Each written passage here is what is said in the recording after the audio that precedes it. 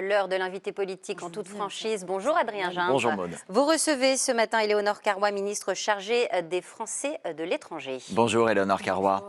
Le rapatriement des Français au Moyen-Orient a commencé. Le chef de l'État avait annoncé 2 premiers vols hier soir. Le premier est arrivé cette nuit à Roissy, en provenance du sultanat d'Oman via le Caire, avec une centaine de places réservées à bord pour des publics prioritaires. Un deuxième vol est attendu d'un instant à l'autre. Qui sont les Français qui se trouvent à bord ? Alors des Français effectivement prioritaires. Le deuxième vol, ce sont des Français qui étaient en Israël et qui ont réussi à passer la frontière avec l'Égypte. Nous avons des équipes consulaires de l'ambassade de France en Israël, du côté israélien de la frontière, et de l'ambassade de France en Égypte, de l'autre côté, pour les escorter, leur permettre de prendre ces vols.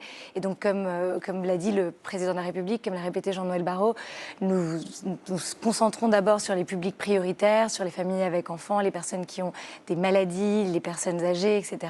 Mais notre idée, notre intérêt, notre objectif, c'est de rapatrier, de permettre aux Français de rentrer le plus vite possible, à tous ceux qui le souhaitent. En tout cas. Vous étiez, vous, cette nuit à Roissy pour accueillir les tout premiers passagers. Que vous ont-ils dit? Quel est leur état physique, leur état d'esprit ? Alors, ils ont fait un long voyage, les passagers que j'ai pu rencontrer cette nuit lors de l'arrivée du premier vol, parce que, comme vous le disiez, ils sont partis de Dubaï, ils sont partis par la route jusqu'à Mascate. Ils ont dû d'ailleurs faire un trajet assez long parce qu'ils ont dû attendre à la frontière. Et ensuite, ils ont pu prendre ce vol via le Caire. Et donc, ils avaient fait un long voyage, mais ils étaient soulagés, ils étaient très heureux d'être de retour en France, soulagés aussi d'être accueillis, et nous ont raconté la situation qu'ils ont vécue au cours des derniers jours, qui n'a pas été une situation simple à gérer. Je le disais, on parle là de 2 premiers vols, c'était le terme employé par le chef de l'État. Ça veut dire qu'il y en aura d'autres. Quand seront les prochains ? C'est difficile de vous donner une réponse précise parce que nous, ce que nous souhaitons, comme je vous le disais, c'est de garantir la sécurité de tous nos compatriotes et de permettre à ceux qui le souhaitent de rentrer rapidement en France en toute sécurité. Donc vous n'avez pas encore de programme de vol pour la suite ? Nous avons, évidemment, nous sommes en train de travailler sur beaucoup de scénarios pour leur permettre de rentrer. Maintenant, ce qu'il faut comprendre, c'est que nous sommes en train de parler d'un espace aérien qui est partiellement fermé et qui d'ailleurs ouvre et ferme par intermittence, avec des autorisations d'atterrissage qui ne sont pas toujours données, des autorisations de décollage qui ne sont pas toujours données. En ce moment, on parle d'une quinzaine de pays. Certains ont un espace aérien ouvert, d'autres ne l'ont pas. Donc on s'adapte, on avance. Notre priorité, c'est vraiment d'identifier les Français, de savoir qui sont les plus vulnérables pour leur permettre de partir au plus vite, de les aider à le faire, de mettre aussi à disposition des moyens de transport terrestre, comme ça a été le cas hier et comme c'est encore le cas cette nuit, et donc de prioriser et d'agir, mais de s'adapter, d'être très flexible pour permettre à nos ressortissants de rentrer en France. On parle là de retour par des vols commerciaux assurés par des compagnies aériennes, où il y aura des vols militaires, des vols de la République française ? Nous envisageons toutes les possibilités. Encore une fois, à ce stade, on est en train de parler de populations qui se retrouvent dans une quinzaine de pays, avec des situations très différentes. C'est-à-dire que ce n'est pas aujourd'hui la même chose d'être à Dubaï que d'être à Bahreïn, que d'être à Oman, etc. Donc, on s'adapte. C'est pour ça que le message principal que nous faisons passer aux Français, c'est signalez-vous. Inscrivez-vous sur le fil d'Ariane. Je pense qu'aujourd'hui, tout le monde sait ce qu'est le fil d'Ariane et c'est utile en réalité tout le temps lorsqu'on part en déplacement. On le fait en ligne via les sites du ministère. Exactement, parce que lorsque vous vous inscrivez sur le fil d'Ariane, certains peuvent être frustrés, parfois ça peut bloquer. On a eu plus de 110% d'inscriptions depuis 24-48 heures. Mais lorsque vous êtes inscrit, vous recevez des informations pertinentes qui vous permettent d'agir, de prendre un vol lorsque celui-ci est prêt pour le départ et puis surtout d'avoir les consignes de sécurité. Mais vous dites à ces Français-là, inscrivez-vous et attendez d'être contactés, attendez les consignes, où ils doivent même tenter par eux-mêmes de quitter ces pays pour s'en échapper. Moi, le conseil que je donne aux Français qui souhaitent rentrer en France, c'est de s'informer un maximum parce que, comme je le disais, la situation est très évolutive. Donc, il y a certains vols commerciaux qui reprennent. Par exemple, nous apprenons qu'un certain nombre de vols commerciaux, y compris des Émirats, pourraient partir vers l'Europe prochainement. Donc, il faut effectivement s'inscrire pour nous permettre, nous, ministère de l'Europe et des Affaires étrangères, de leur permettre de prendre un des vols soit dans lesquels nous réservons des places, soit nous affrétons, soit les autres possibilités qui sont aujourd'hui à l'étude et même en train d'être mise en œuvre, mais aussi de regarder par leurs propres moyens, parce qu'effectivement, s'ils peuvent prendre un vol commercial, il faut évidemment le faire. Allez-y. Bon, quand on prend un vol commercial, c'est très clair, on paye son billet soi-même. Si on est rapatrié par la France ou avec l'aide de la France, qui prend en charge le billet? Dans ce cas-là, comment ça se passe?